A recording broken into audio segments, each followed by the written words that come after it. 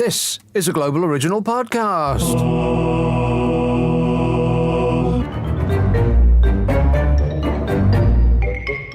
Hello? Hello? Hello? Hello, hello, hello. See, I got it all out of the way. All three of them. Hello, hello, hello. Right, hang on, I just need to shut some things down, otherwise we're going to have a problemo. Shut it down. Yeah, I've got to take some things off. Oh, no. Keep them on, Carol. Nobody wants to see that. No, not those things. Things off the dongle. Right. Hang on. How many sound engineers does it take to screw in a light bulb? Dunno. Two.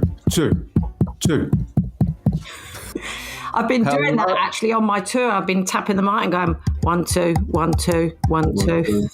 Is that your act? Yeah, rock and roll, man, rock and roll. Everybody else can sing and dance, and you just go 1, 2, 2. Hello. No, I do lots of things actually. Actually? Yeah, actually, I do lots of things. Well, you're still not going to tell us what they are in case it spoils the surprise. Yeah, I can't spoil the surprise. God, these people are in for a terrifying ride. Well, maybe not. Have you forgotten which? We should tell people what we're doing. We're talking about Carol's on tour. She's on tour with I think it's called the Piss Ladies Rampage Tour, isn't it? Shut up. It's a tour, an entertainment show, and it's a lunch. It's a lunchtime entertainment show. Yeah, piss up. Yeah. Well, yeah, I mean, some people have a drink at the table. Yeah, of course they do. It's the weekend, isn't it? It's Friday, Saturday and Sunday. Of course they do. At the table, under the table. Well, yeah, it was the first one was in Newcastle. It was a bit nerve-wracking. So obviously I had to have a few. So by the end of it, I was slightly inebriated, let's say. Yeah. Well, that's funny. Well, because in the breaks, I kept going over to the gin stalls. They have like retailers there, and there were like a couple of gin stalls, and I wanted to buy some gin for presents, but I didn't want to buy it really until I tasted them all. Checking the quality. Yeah. Oh, it's nice. But gin's gin. I mean, unless it's a flavoured gin just tastes like gin, doesn't it? It's like, what even is gin? What do they make it out of? Like old granddad's bath water. Horrible. It is a bit soapy sometimes, but no, these are mostly flavoured gins. Soapy. Isn't it? So that's where it comes from. It is granddad's bath water. It is though. Sometimes it's quite I don't know, aromatic, I suppose they say. It's quite nice actually. Some of the ones I've got are flavoured. Yeah. I've got mango gin. Right. Which I think is probably just essentially just sugar, isn't it? Because all those flavoured gins, almost all of them, they're just got tons of sugar in them to make them taste nice, which I'm suspicious that they're actually disguising a really bad spirit. Yeah. By just pouring fake flavour and sugar in it. Well, I don't know how they make it taste of mango. I mean, if it's good quality, they'll probably use fresh mango, right? Well, I wonder if mango has ever been introduced to it. Hang on a minute. I'd like a 99 and a strawberry mivvy. Hang on, I've got to answer this. Just hold, pause. Yeah, okay then. Hello? Hello. And the rest of this will be lost forever because I'm going to pause.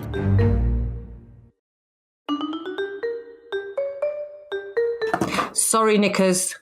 Well, am I going to get a 99 and a strawberry mivvy, mister, or what? Shut up. That's not the sound of an ice cream van. That's the sound of a good old-fashioned Nokia phone. Is it? Yeah. Yeah. So far on tour, have you forgotten where you are yet?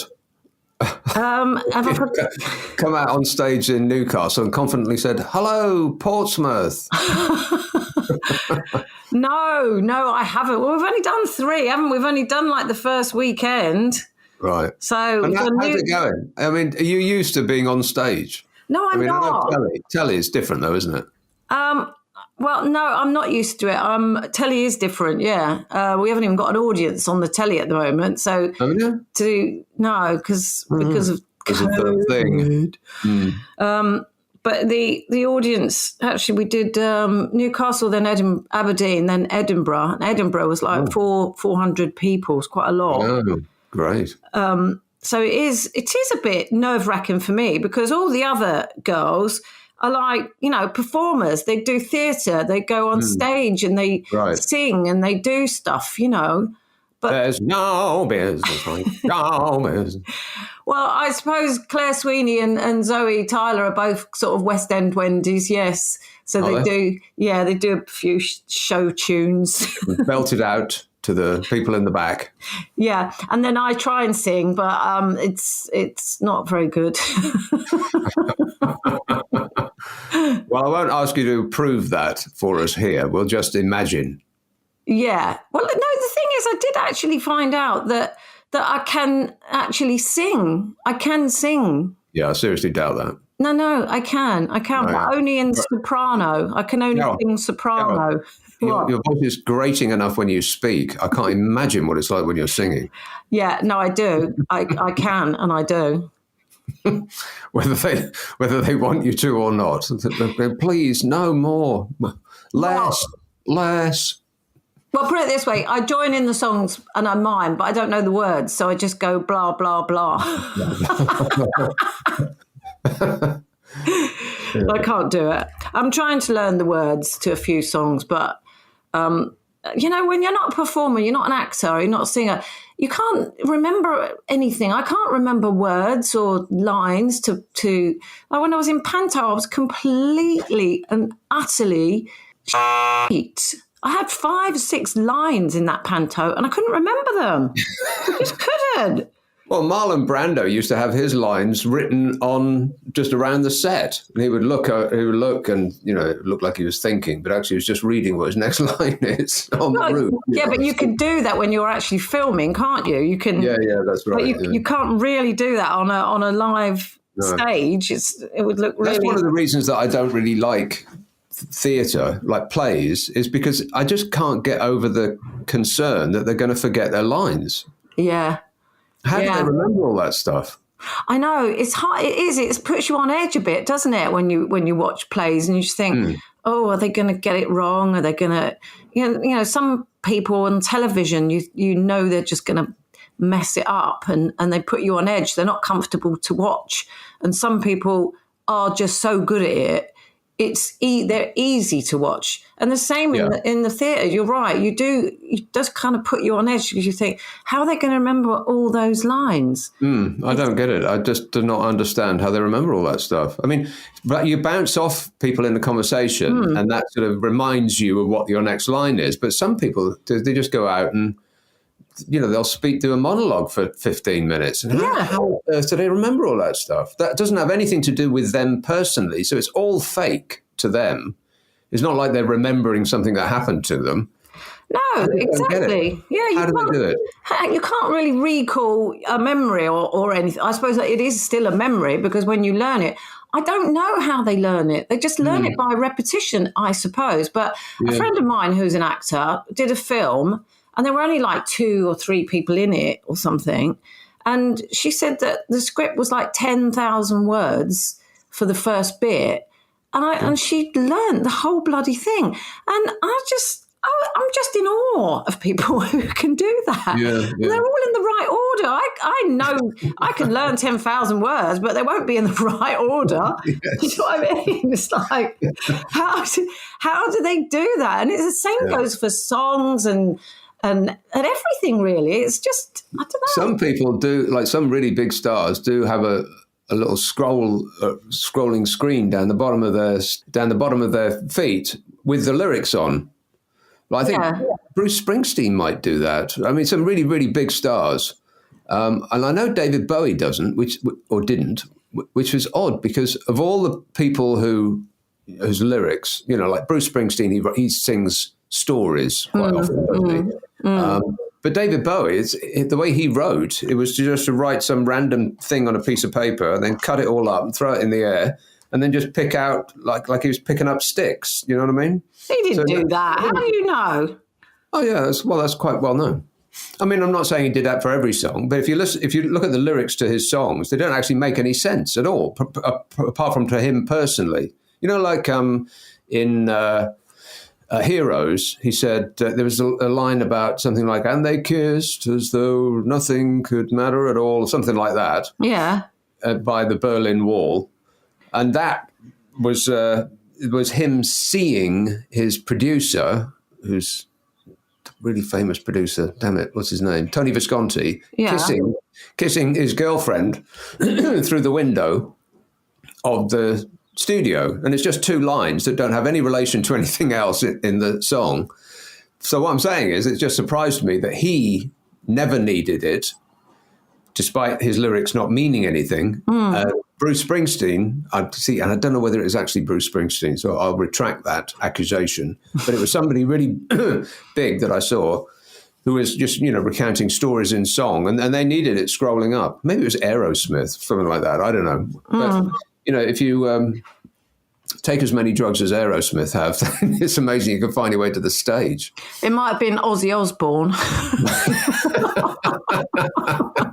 There you are, picking on Ozzy again. Well, look, the thing is, some people don't have a massive repertoire, do they? They only have, I don't know, some.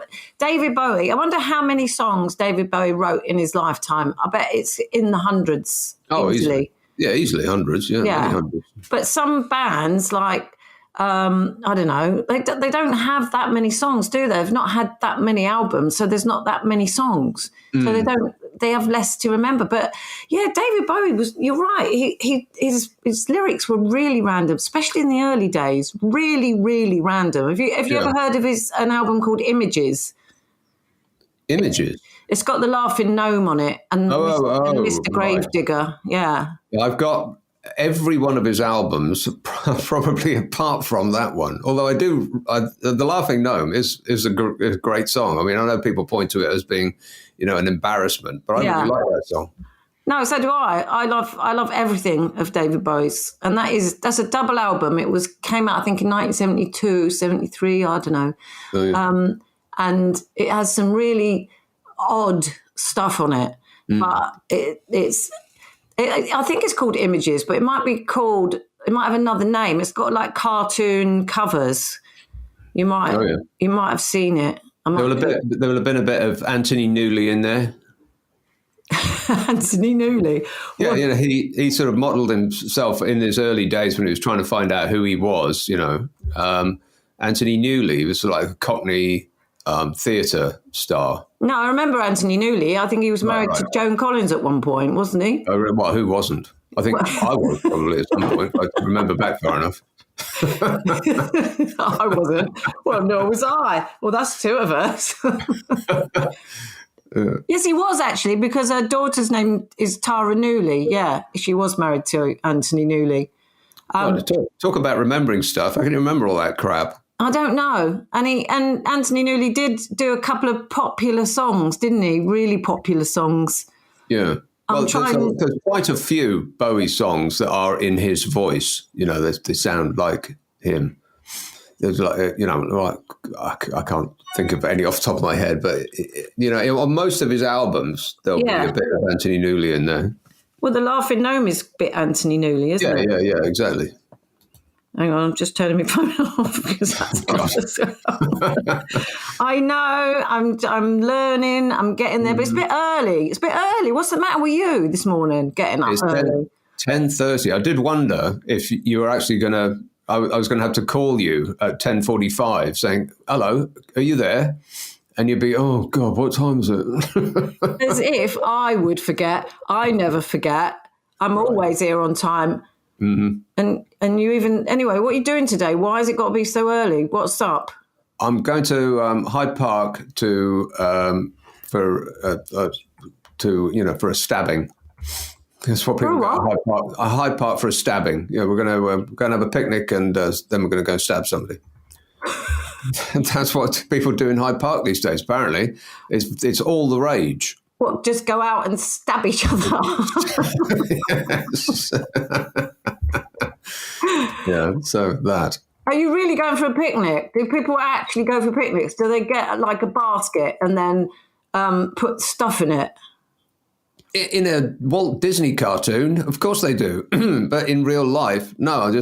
We've got breeze through Harrods Food Hall, pick up some stuff, and then flatten our back, consuming vast amounts of alcohol for the rest of the day. It's got to be done, Carol. I know that you have, in the last summer that we've just had, have been in France, the south of, and it's been gloriously hot. But here it's been utterly miserable. And we've got 3 days in a row, and then that's it. And there was Monday, went to, what did I do? I don't know. It has been warm, really boiling. I was working on Monday. I was doing Loose Women. I remember. Kew Gardens. Kew Gardens, yeah. And then Wisley Gardens on Tuesday. Oh. They got a flower show.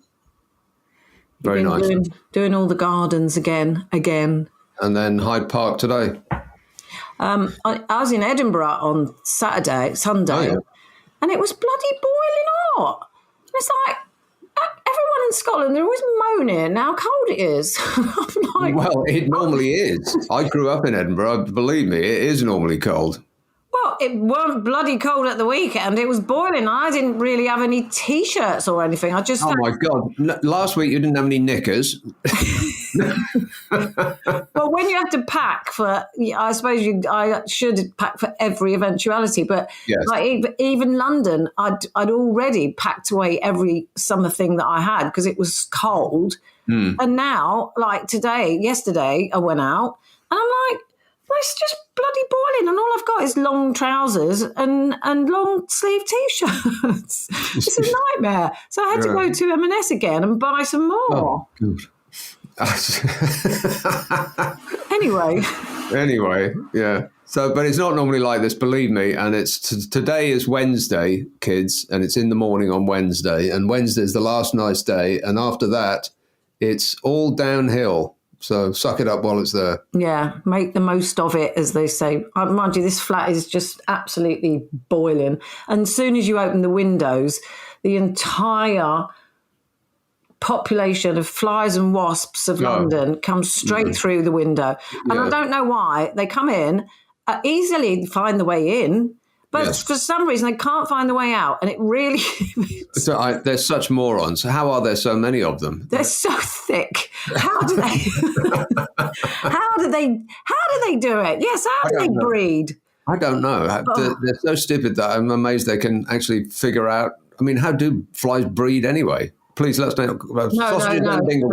Oh, no. Have you not? I've seen flies flying around joined up. Oh, God. I have, honestly. They're disgusting. They make me feel sick. I don't care how many flies or wasps I kill because they're just horrible. Hideous. Have you got one of those death bats, the electric death bats? No, seriously, you've got to get one, Carol. You have to get one. Well, I know I've had one before, but the battery kept running out. And no, I find the traditional swatter the best thing for killing those flying things. It is it's the most genius, cheap piece of plastic ever in the history of the world, but it works every single time. You need to get a swatter. I keep wanting to call it a squatter. It's just... How do you kill your flies? Oh, with a squatter. Oh. Yeah, just leave the front door open and, the flies will come in, but then so will the squatters and they'll take care of themselves. Yeah, you've got to get yourself a swatter. I'll tell you what, we went to someone's house, in Australia, and she had a swatter. And we thought, oh, God, that is just genius. You have all these like machines everywhere to kill flies and none of them really work. You're right. The electric thing is quite fun to do, to watch it sizzle. But but the swatter just knocks them dead. It's just absolutely brilliant, much less cruel. But yeah, get it every time. But we couldn't find one anywhere.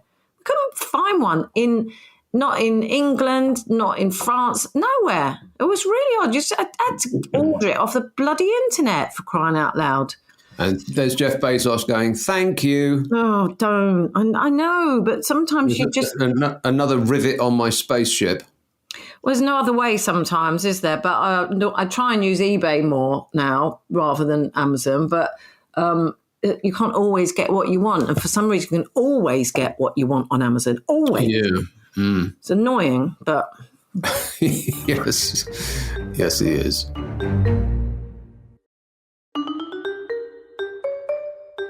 Dear Nick and Carol, I've found drinking during the pandemic and working from home that my refreshment consumption has crept up.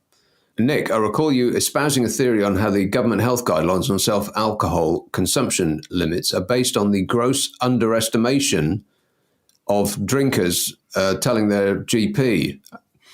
I mean, you've probably been asked by your GP, how much do you drink, Carol? Well, that's part of their script, isn't it? Yeah, did you tell the truth?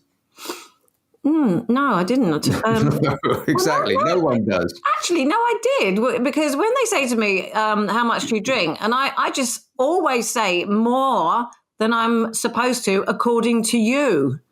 And that's true. Everybody does more. It's like, what are you allowed? I'm allowed like 14 small glasses of wine a week. Are you having a laugh? A week?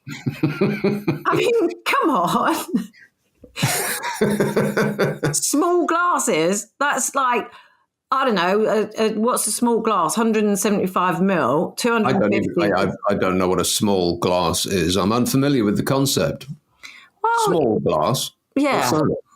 Well, the small glass is 175 mil. That's small. That's like in a little bubble glass, but only halfway full up. That's tiny. Normal size glasses of wine are now at least a third of a bottle. Well, they are, yeah. They're massive. Yeah.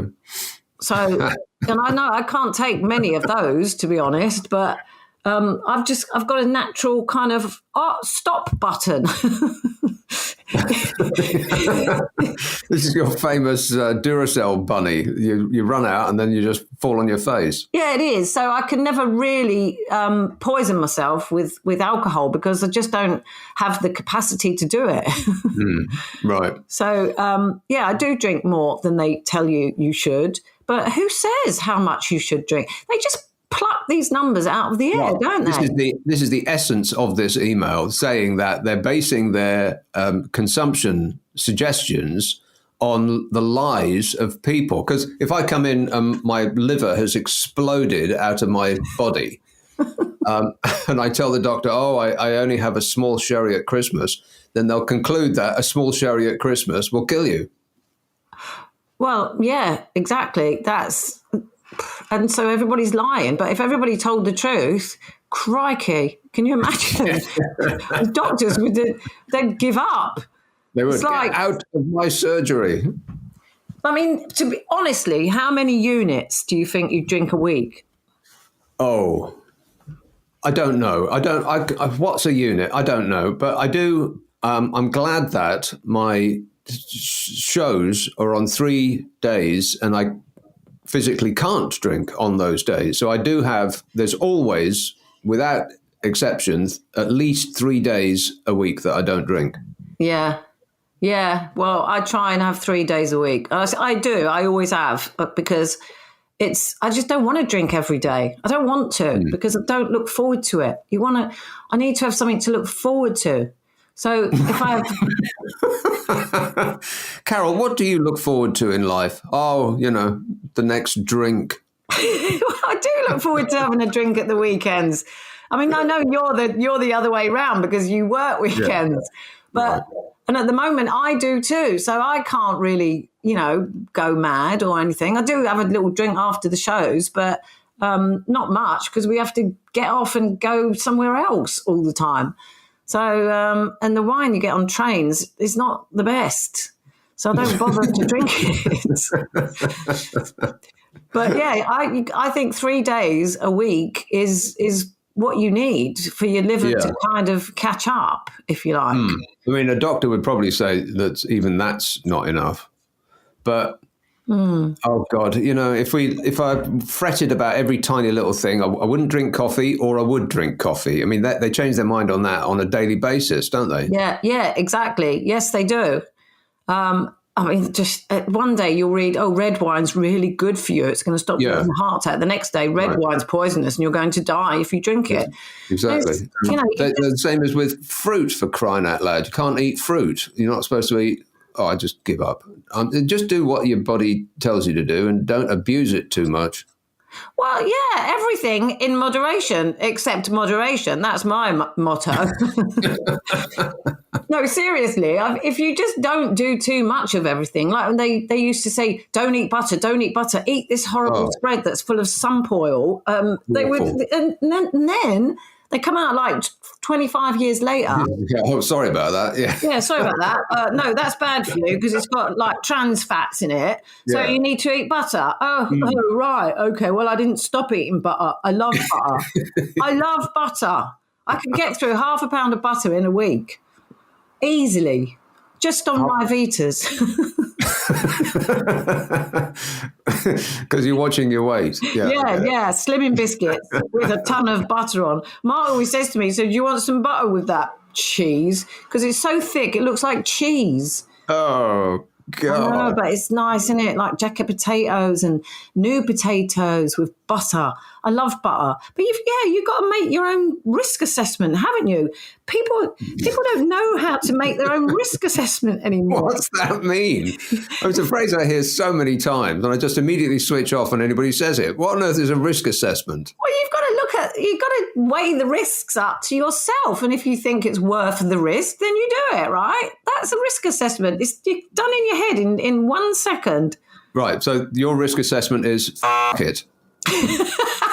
Well, no, it's not. It's like, look, what's the risk? If I don't eat butter, I'm going to be miserable. If I don't drink wine ever again, I might be miserable. Yeah. I might be very happy. Who knows? I've never tried it. But I don't know. It's like you've got to weigh up the risks. I'm quite healthy. I eat a lot of healthy food. I don't eat processed food. I don't eat a lot of shit. I don't eat donuts. I have the odd crumpet with a ton of butter on it. But that's it, really. There's somebody in our recent past who pretty much matches that description, and yet he's passed away, while Keith Richards, on the other hand, is still going strong. Oh, yeah. Who's passed away? Oh, yeah. Yeah. We killed him, though. We did, yeah. Sorry about that, Charlie Watts. Yeah. We didn't know what we were doing. We didn't really. Yes, he lived a very healthy life, and he's the one that's gone. And Keith Richards, who's abused his body for his whole life almost, still seems to be all right. So still chuckling, yeah. That should be our tagline. We don't know what we're doing. I just think, actually, it's the luck of the draw. Everything is the luck of the draw. In your whole life, everything that happened to you in your entire life is luck. Well, it is. It's like I think that sometimes you're born with a certain with a lifespan or a certain number of heartbeats, maybe, and then when they run out, they run out. So if you go running every day and you use up all those heartbeats, you're probably going to die much younger than you do if you don't. If you just sit in the chair and watch the telly. Do you know what I'm saying? That sounds almost identical to the theory of health that Donald Trump ascribes to. He doesn't do any exercise because he thinks exactly that you've only got so many heartbeats. He doesn't think that. He does. I can't believe you even ever listened to anything he ever said, for crying out loud. It was very difficult not to. Right. Well, it was just a theory of mine, and I think your card's marked when you're born. So some people can drink and smoke and take drugs all their life and live to 102. And yet some people live the healthiest life, succumb to something not even 40. And anyway, that question, that problem, which wasn't really a problem, was from Ginny, sent from the dregs of my 3-litre box of Tesco's zesty wine, 11%. Oh, I love a box of wine. We buy boxes of wine all the time. Like not bottles of wine in a box, but wine in like a vacuum bag in a box. Right, with a tap. Yeah, it's like a tap. You put it in the fridge and you just have a little glass out of it and it doesn't go off until you finished it. And you buy this in France? Yeah, and you get really good wine in boxes there. You get really good. You get Côte de Provence, which is the local rosé wine, in a box. And it's, lovely. I mean, it just makes sense, doesn't it, really? Because when you open a bottle, you have to finish it. There is, though, the point about how much you've drunk when you finish a bottle. It's like, okay, we finished the bottle, so we have another one. Yes, of course. But then you finish that one, it's like, should we open a third? And you're like, well, it is 3 now. But if you're drinking out of a box, you will never know how much you've drunk. Exactly. You don't have to get up in the morning and do the walk of shame with the empties to the bottle bank. That's right. Because it's just in the fridge on a tap. But if it's decent wine, I don't see the problem with it at all. It's like you're saying, you can, and actually you're right, you do end up drinking more than you think you have. And you wake up in the morning and you feel a little bit worse for wear sometimes. But and Mark always blames that on the wine, and it's not the wine, it's not the quality, it's the quantity. That you can get through. It is. I've drunk a barrel full of this wine, and I don't feel very well. This wine must be off. Yeah. What a surprise. Or it's cheap. It's not actually cheap, but do you think, I don't know, I think some people did start drinking rather too much in lockdown. It's hardly surprising, is it? Yeah. Well, I think one of the big things in lockdown was making cocktails, which I succumbed to. I could open a bar. I've got so many spirits now. Yeah, you did. And my friends as well. They've got literally cupboards. They've got a massive kitchen with loads of cupboards. And I always look at big kitchens and go, what's in all them bloody cupboards? Why do you need so many cupboards? Surely you just need a couple of pots and a couple of pans and that's it. But no, every single cupboard is completely stuffed to the brim with stuff. But also they've got about 3 or 4 cupboards with glass fronts just full of booze. I mean, and it's not a big family. It's only 4 people. It's like, I think cupboards, your amount of stuff expands to completely fill your cupboards, no matter how many you've got.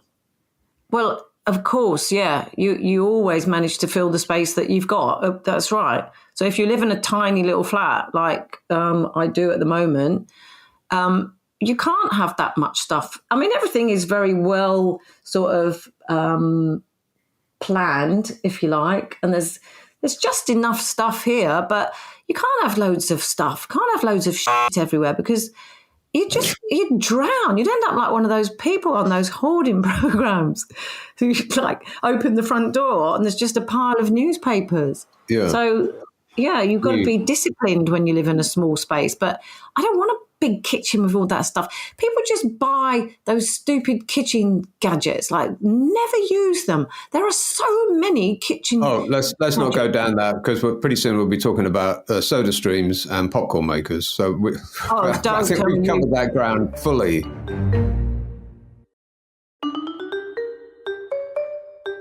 Right. Hi. Hello, Nick and Carol. I've decided at age 50, I really don't like my brother. I think 50 years of trying is enough.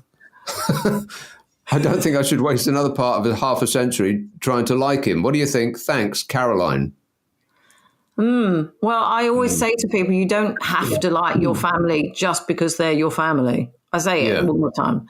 Right.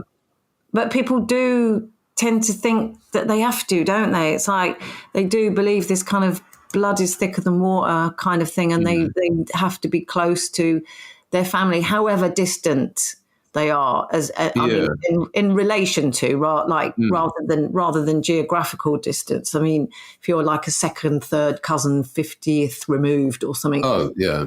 Yeah. I mean, it's just, for me, it's just pointless. You just end up with too many people in your life and you're probably not even interested in anything they say. But I don't know. I don't get it. But I do understand why some people don't like their family. Some parents don't like their kids, do they? That's true. Well, they don't. Well, yeah. Well, kids are awful, so with good reason. No, they are when they get to a certain age. When they become teenagers, they automatically turn into monsters. Yeah, well, I think they turn into monsters way before that. I mean, if you've ever lived near small children, they scream and they scream and they scream and they scream. How do they keep it up? It's just painful. Worse than dogs. Yeah, I know. They do it on aeroplanes. Well, they used to when we were allowed to fly. How are they so loud? They're so small and yet they're so, well, I guess you could say the same with birds, little like robins. They're tiny, they're minute. And yet when they start singing, well, you could blow a building down with that kind of volume. They are loud, actually. Birds are loud. And if you live in a place where you can hear birds first thing in the morning, they really are loud. Blackbirds are quite loud, actually. Oh, well, blackbirds can be as loud as they like. That's lovely, that stuff. I love blackbirds. We've got a pair of blackbirds living in our house. What? No, not in our house, obviously. I mean, in our... They're bashing themselves brainless trying to get out the window. No, they love it. They've got their own room. No, they live. They come back all the time and nest in the hedge. Right. And they're just so cute. They like sit in the garden sunbathing. They really do. They're just so adorable, and it's always the same ones, and we know it because they're black. Right. Oh, well, that certainly differentiates them from other blackbirds. Yeah. The female one's brown, though. Yeah, the female one is brown, sort of spotty, isn't she? Brown, spotty. Yeah. She's the one who's always sunbathing, lazy bitch. Sitting out there. Yeah, look at her. Well, Mr. Blackbird's around trying to find worms in the dry soil. Poor things. Anyway. Hi, Nick and Carol. Are you going to be all right? I miss them. I miss the little blackbird. Oh. I do. Hi, Nick and Carol. I've been experiencing empty nest. Oh, see? How about that? Oh, what a connection. Empty nest syndrome for years. Returning home from work to an empty house, although the other half is there, it's not the same. I like noise, fuss, laughter, chatter, and I've solved it by inviting you and Carol to my dinner table every night. I just flick on one of your podcasts, even if I've heard them many times. I love your company in my home. It's not really a problem. Been trying to make it into one just so I could write you. Lots and lots of love, says Joanne. Thanks, Joanne. So we're like new kids then. We're like kids. Yeah. What's for dinner? Oh, I don't like it. I don't want that. I want that. Yeah. Yeah, lots of... I hate it in here. And I hate you. I hate you. I hate you. Where am I going? Out. Oh, what's her name again? Joanne. Joanne. Poor Joanne. A lot of parents hate it when their kids leave, don't they? My mum couldn't wait for us to leave. She couldn't wait. She just loved having the house to herself. In fact, as she got older, she moved into a one-bedroom bungalow to make sure we never went back. Seriously. Well, funnily enough, the next two are about your mother. Oh, are they? Oh, it's coming up to the anniversary of her death. She died in 2003. So I could just think how long ago that is. That's nearly 20 years ago, 18 years ago now. Bloody Nora. Feels like yesterday. Anyway, yes. From Jono in Hayes, not Middlesex, but the nice one in Kent. Carol, in last week's show, you were worried what would become of Thailand as they rely so much on tourism. Well, I've heard it's closed down and is going to become a Lidl's. What? Not great news, but at least they should have a decent-sized car park. P.S. Carol, why do you have so many phones? P.P.S. I didn't have you down as a rabbit casserole fan. Kindest regards, Jono. Well, that was the rabbit thing from last week. Yeah. Made clearer here. Heineken, Carol. My problem is on last week's show when discussing the tree hugging problem, it seems that neither you or Carol picked up on the joke that the problem was from Theresa Green. Teresa Green. Was Oh, it? God. How did we not see that one? I don't know. Says Laura. No, I remember the tree hugging thing. Teresa Green. Oh, God. God. Stop being funny, people. You're showing us up. Yeah, and actually, Nickers, can you pay attention in future? Because you're the one who reads them out. And I see. I bet you just went, that's from Teresa, and you didn't read the actual gag out. I bet I did, yeah. God. Well, because reading out somebody's second name, I just think that's a bit... it's lacking privacy for them, isn't it? They say tell us. I'm not sure they would want us to say their second name, but maybe they wouldn't give it to us if they didn't. Well, that's what I think. If they volunteer it at the end of an email, the full name, then read it out. That's obviously what they want to be known as or heard as. So. Yeah, I don't have a problem with using people's second names. If you just if they just put the first name, then that's fine too, isn't it? As long as. But at the bottom of some emails, it says the contents of this email is for the recipient only. If you are a person that is not the recipient, then it's against the law to disseminate this information and blah blah blah. And so, us reading it out. It did occur to me that I'm breaking the law. Oh, God. You get sued into a black hole in space. Well, that would be ones that are sent from work emails. But that's where everybody sends their emails from now, isn't it? I guess so, yeah. Oh, dear. Whoops. Oops. Hello, Nick and Carol. Nick, leave Carol alone. She's doing her best. Well, thanks for noticing. I am doing my best. I'm always doing my best. And sometimes I realise my best is not good enough. It says, not really a problem, but why is it when people announce they are pregnant, why do people say congratulations? Are they congratulating them on having sex? Is it me or is that a bit disturbing? Says Adrian. Sent from my phone. I was going to make up an amusing sent from my, but as Nick doesn't read them out anymore, what's the point? Well, you read that one out. Well done. Yeah. Thank you. Yeah. Sorry, what was the question? Is this you doing your best? Oh, yeah, doing my best.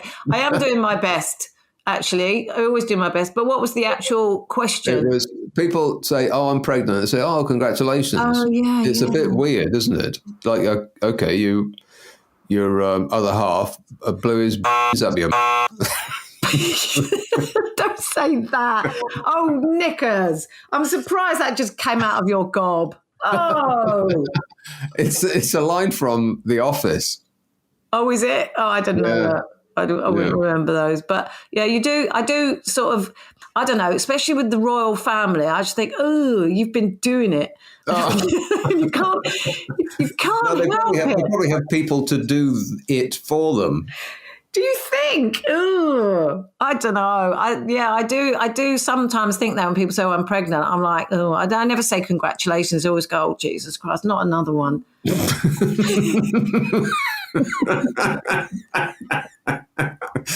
But not to them. You don't say that in response. Well, actually, the last time I saw my friend Stacey Solomon and she was pregnant, I went, what, not again? Because, I don't know, she just had a baby not long ago and then she was pregnant again. And then some people just always seem to be pregnant, don't they? Don't ever jump the gun, because this actually happened to me. This is the sort of thing that people make up as a joke, but it actually happened to me. I was at Virgin and I came out of the studio and there was a woman there who didn't work there, but she sort of came and went every now and again. And I touched her distended stomach and said, oh, when are you due? And she said, I'm not pregnant. Yeah, I think that's quite a common thing. And it is something that sometimes people make up. But, like if you give up your seat on the tube to someone because they look pregnant, but they're not, they're just fat, that's a bit insulting and a bit rude. That's why I never give up my seat, not for anyone. Maybe a disabled person or a very, very old person, but pregnant women, I just think, nah. They might not be pregnant, and then what? It's just embarrassing, isn't it? And anyway, pregnancy shouldn't have. Why should you have a seat just because you had it off with your husband and got pregnant? It's not my fault, is it? That's a very good point, Carol. Why should you be given a seat just because you've had it off with your husband? Well, do you know what I mean? Like people go around in their cars with baby on board stickers in the back. Yeah. It's like, oh, who cares? I don't care. Shut up. What do you want me to do? Just people, honestly. I know. Yeah. I never say congratulations. I just go, oh, wow, brilliant. Thinking, oh, here we go. Another. It's like when people send you pictures of their scans and their babies. And that's ridiculous. Who does that? Everyone does it these days. Everyone. And then you kind of have to force yourself to say, oh, so cute. And when you're thinking... It's not a scan. It looks like the alien monster. No, I said scans and pictures of their babies. People send pictures of their newborn babies, or I suppose after they've been cleaned up, I suppose. And you have to go, oh, she's beautiful. Beautiful. Yes. Hideous, wet, streaming lump. Exactly. Well, you're actually thinking, oh my God, it just looks like George Dawes.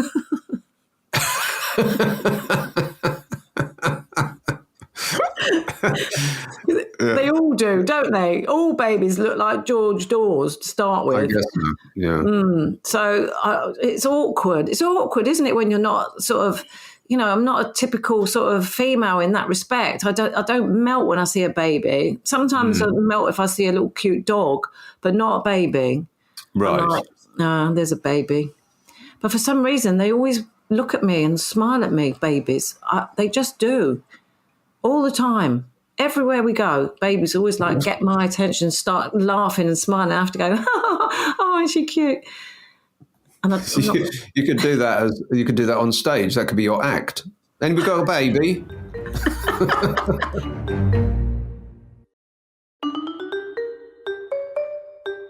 Nick and Carol, hopefully you will be able to provide advice on the following. I'll be in London for the London Marathon at the beginning of October. After 9 months of grueling training, I hope to beat my personal best, currently 5 hours without stopping. I am 62, though. The problem I have is I'm not really acquainted with the route. Could you please advise an appropriate place to sit with my chocolate biscuits and crisps and lager and watch my daughter and her co-runners slog themselves to near death? I'd hate it if all those hours sat in front of the telly would be wasted, or because I didn't have a good view, says Kev. Kev, not Kev again. Is that Kev? Kev used to work with us. He's stalking us now. I don't know. Who's Kev? You remember Kev? Kev? Who used to work with us? Oh, Kev. Yeah, Kev. No. Every week we get a letter of a problem from Kev. Right. I wonder if it's the same Kev or not. I've no idea. Who's Kev? Do you not remember Kev, who used to work on our show? Kev, Scottish Kev. Oh, the fat fraud. The fat fraud.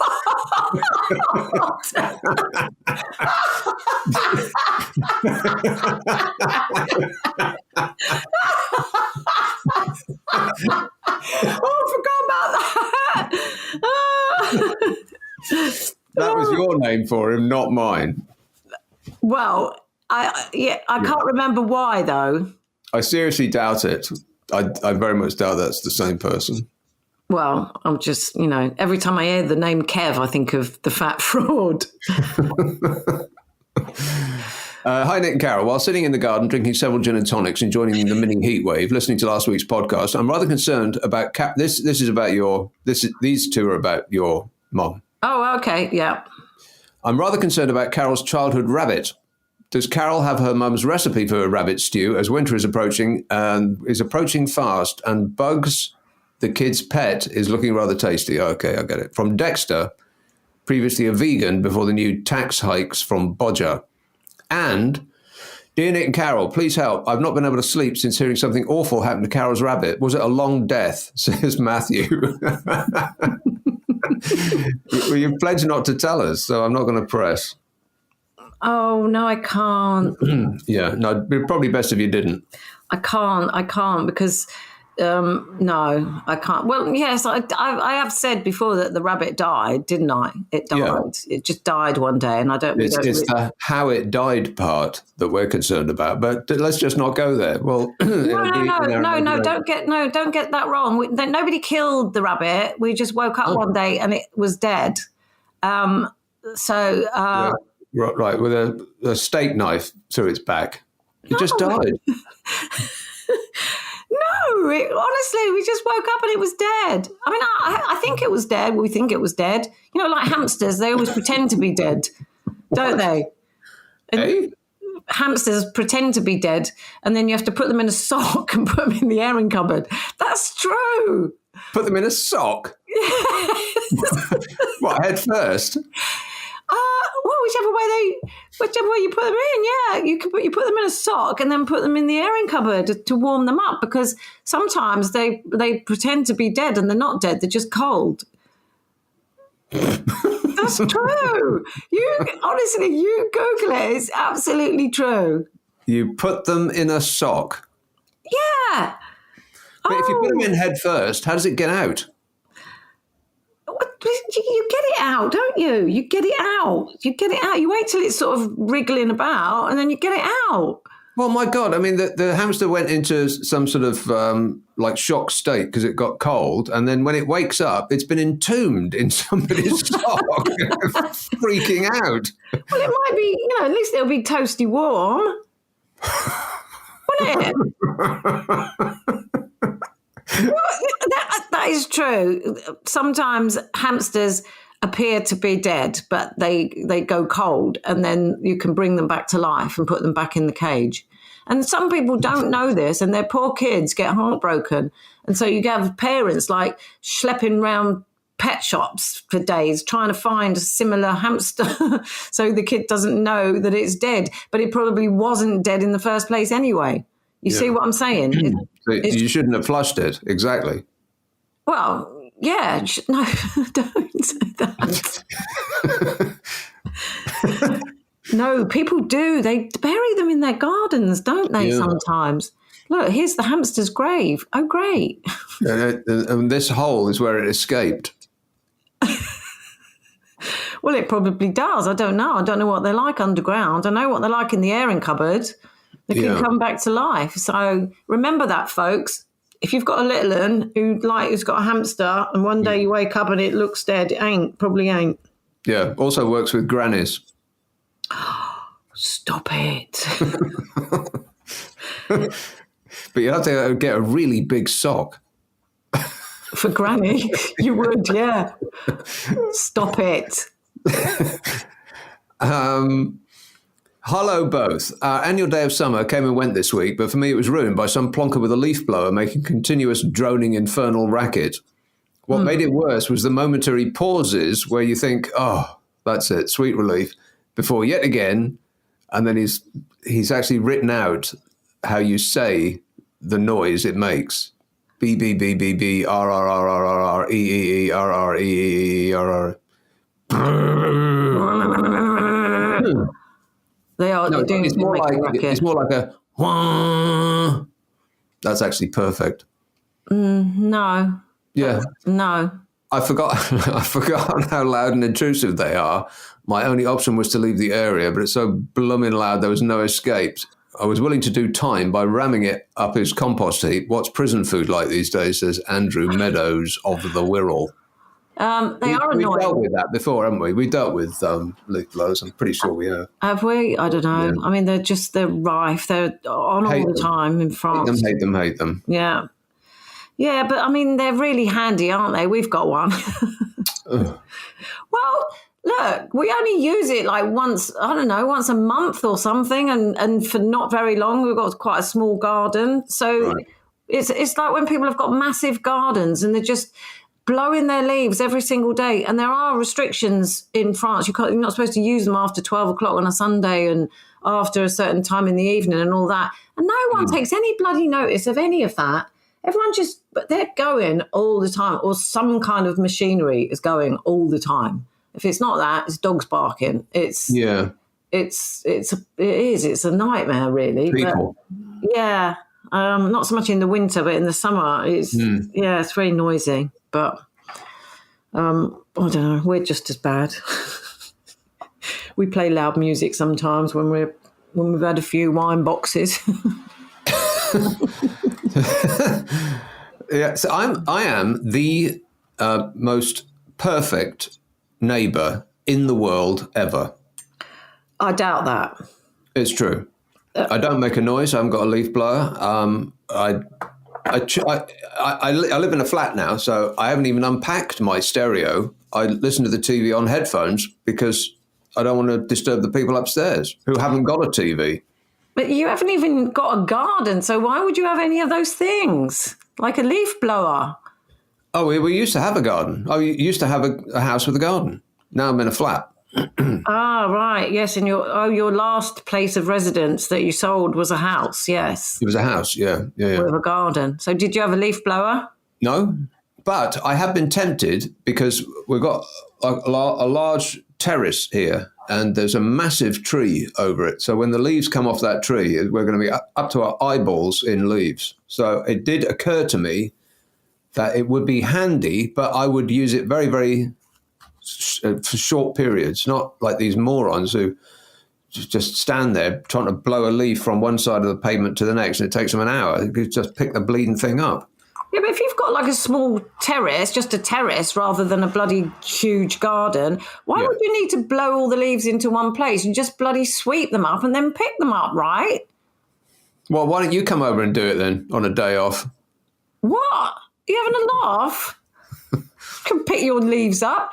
No, I think you should do it. You're not a perfect neighbour then, are you, if you blow the leaves when you should just pick them up if you've only got a small terrace? Well, I don't. I do. I brush them. I haven't got a blower. I thought about it, is what I said. Oh. Oh, come on, Carol. Come over. I'll pay you in boxes of wine. All right.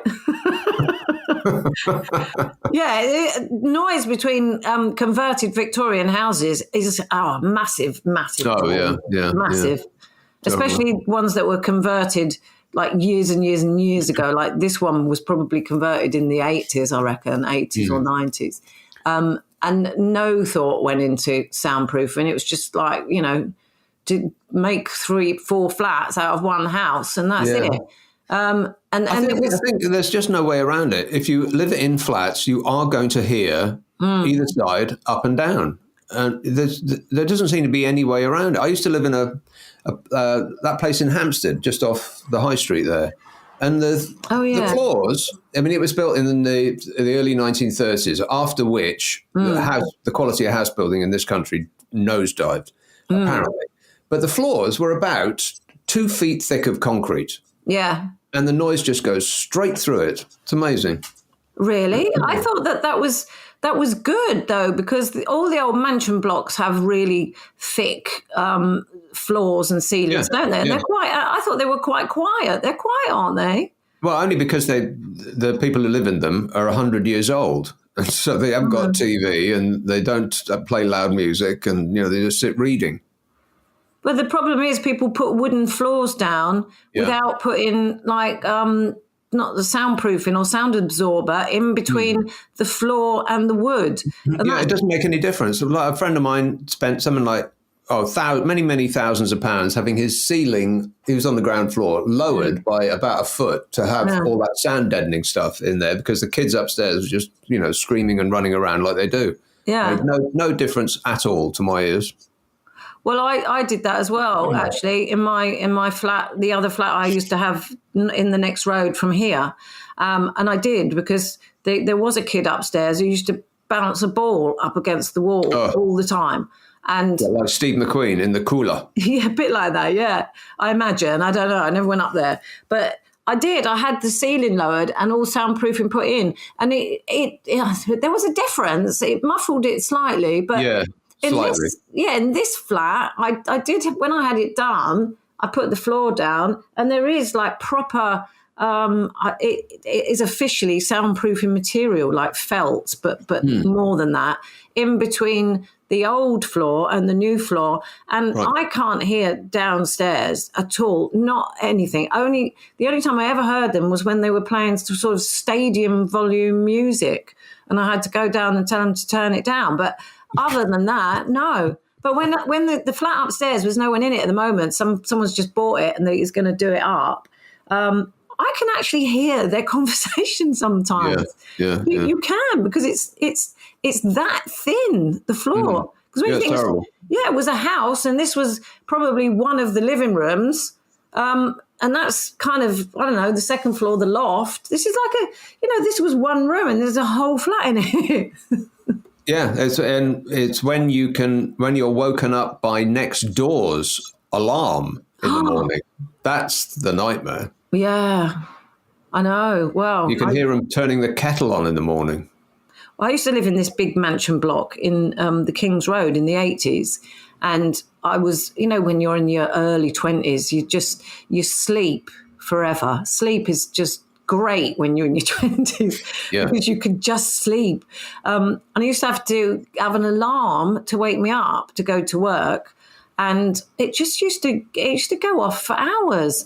And I just I couldn't hear it. And it was right by my head. It was loud. It was an old-fashioned alarm. It just went off and off and off. It was like a radio clock alarm thing. You remember that? Yeah. And one day, one of the neighbours put a card through the door saying, if you're not going to be in the flat, can you please switch your alarm off?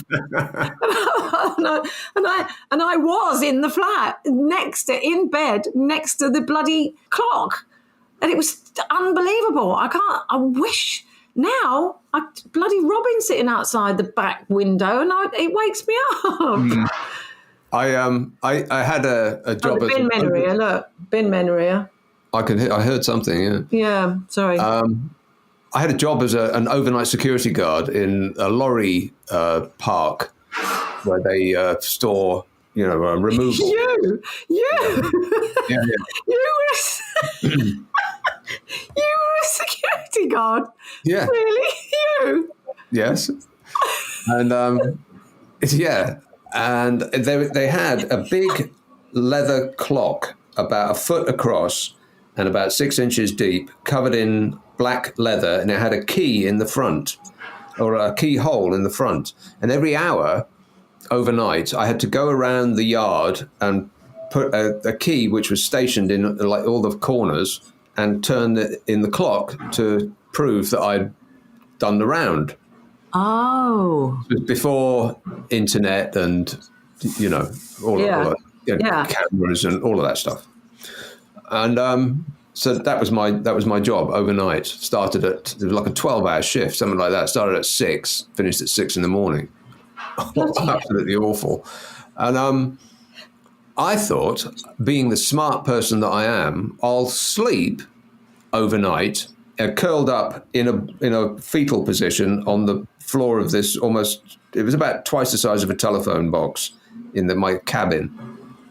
And I'll take an alarm with me, and I'll just wake up on the hour, and I'll nip round and do the punching of the clock, and then sleep for another hour. Yeah. That's using my brain, Carol. Wow. Except like you, I slept straight through the alarm and woke up about 5 hours later and tried to explain my way out of that. Oh. And failed. I can't get that image of you in a security guard's outfit being a security guard. Yeah, I don't think it came with an outfit. I think it was just for insurance. Is there somebody there? Have they walked around every hour? Yeah, that's like you saying something like, "Oh yeah, I know I was a bouncer in a nightclub." Yeah, I was a high wire trapeze act at a circus. Didn't you know?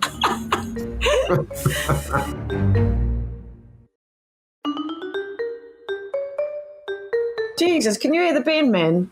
What, a racket, eh? Well, it is a racket because the windows are open and they're right outside, and oh God, stinks. I can smell it from here. Well, imagine what it's like to do that. No, I know. I've seen. I see them sometimes, and not sometimes. Here they do, but in other countries, like in Bangkok, they used to come around and pick up the bin bags not even with gloves on. And then when they would pick the bags up, all the food would fall out with a whole family of rats, and they would still be picking it up with their hands. Well, Thailand doesn't really do health and safety. I don't think I've heard of it. It doesn't translate into Thai health and safety. Yeah, there was a question about Thailand before. I think we just ignored it. Yeah, it's going to get turned into Lidl. Sorry about that, Carol. All right, yeah. But at least you'll be at home when you go back. Oh, I don't think I'm ever going back. I can't see it happening, actually. But then it makes me absolutely so sad. Oh. Yeah, it does. Should we do one more or that's it? I think that's probably it, isn't it? Well, it should be it. Yeah, it's like an hour and 7 minutes. Bleeding heck. But I was on the phone for one of those minutes. Yeah, a couple of 3 minutes. Have you got a quick one? I don't mind doing a quick one if you want. Greetings. I have recently been told that I have a wheat intolerance. My wife tells anybody that will listen that I'm just intolerant. Being intimately familiar with your back catalogue, I was wondering if you both might suffer from wheat intolerance too, says Chris in Edinburgh.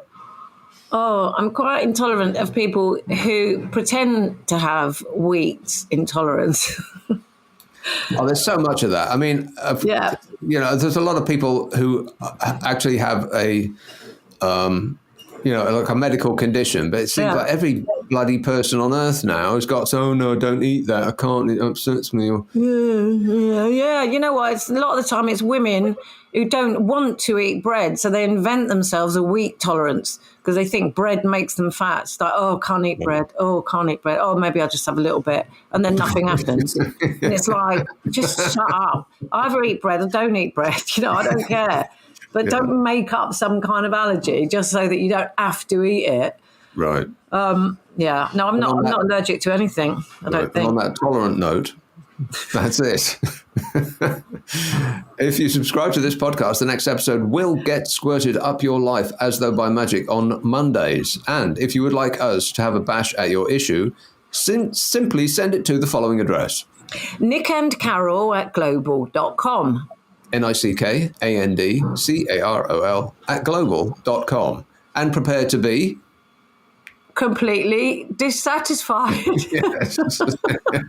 Yeah, mildly let down. Yeah. Like a party balloon. Yeah.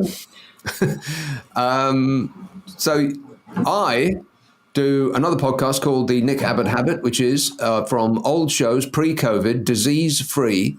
It's 30 minutes of concentrated amusement. It's called The Nick Abbot Habit. Also comes out on Monday.